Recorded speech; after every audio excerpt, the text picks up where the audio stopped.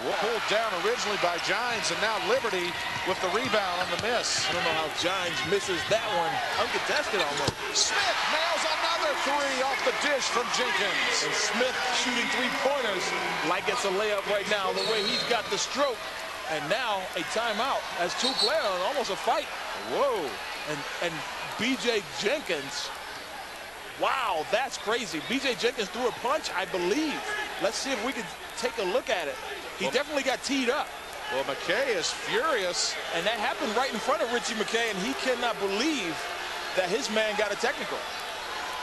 So we'll see what happened here. The referees are getting together and talking about it right now. And Richie McKay, I've never seen him in this short time here at Liberty get so angry at one play. I mean, he is livid right now. So you got to wonder what, of course, I looked over right at the end of it, so I didn't see it, but you got to wonder what instigated the whole affair. I don't know, but certainly B.J. Jenkins was tagged with a technical, which is also a personal foul. And that was something that you hate to see, the ugly part of sports where tempers start to flare. Well, you know, but quite honestly, in this matchup, Liberty and Radford are huge rivals. Certainly, yeah. And, I mean, it goes back to 1975, these teams played, and, you know, the proximity of the schools, and also the fact that Radford's more of a liberal school, Liberty is certainly a conservative school. And, you know, B.J. Jenkins' mom is now over at midcourt, right behind the scorer's table. They may have to hold her back because her baby boy is in a bit of a scrap here.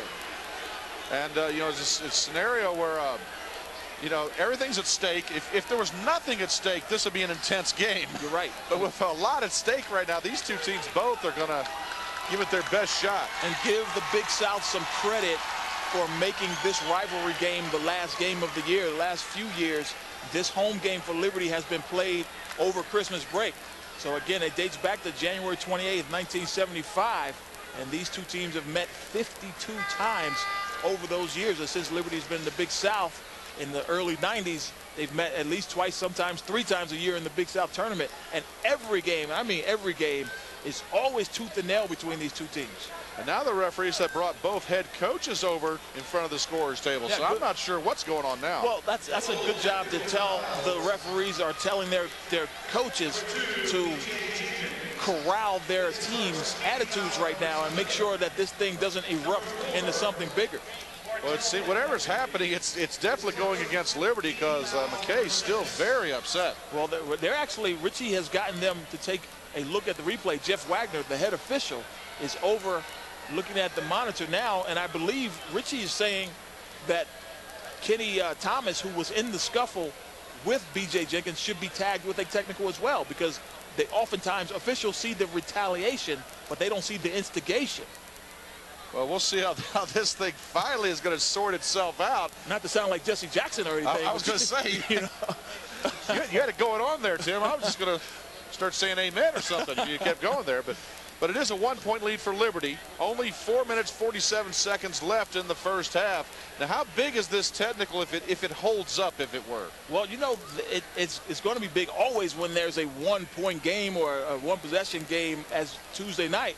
But I don't know how much of it we got on film, but it appeared to me that Kenny Thomas and B.J. Jenkins were kind of in a scuffle, but it was B.J. Jenkins who actually took a swing. And again, that is a no-no at the NCAA level. The NCAA could look at that, and B.J. Jenkins could be, I'm not saying he is, but it could be a situation where he's not eligible to play the next game. If they deem that as a punch, in fact, then, you know, he won't be available, because that is an NCAA rule. So it is 23-22, and you see the officials are checking the monitor from our broadcast earlier. And I'm not real sure if they can tell exactly what happened from that, though.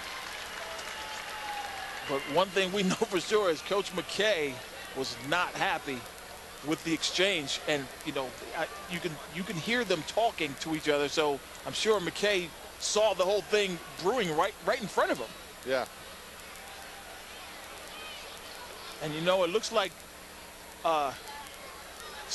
Campbell is being asked to leave the floor. So I don't know if he left the bench when things happen. And if he did, that is, in fact, an ejection, automatic ejection. Yeah. You know, we saw that in the NBA last year. They actually decided a playoff series between Phoenix and San Antonio where Amari Stoudemire took one step onto the floor and was ejected for, ineligible for the next game, which San Antonio won and eventually won the series in the NBA championship. So in college and in the NBA, you cannot leave the bench, even though it's instinctive. When you see one of your teammates in trouble, the tendency is to jump up and try to do something to defend him. All right, so we're going to get back to the game now. Everything else, and it apparently not a technical. Not a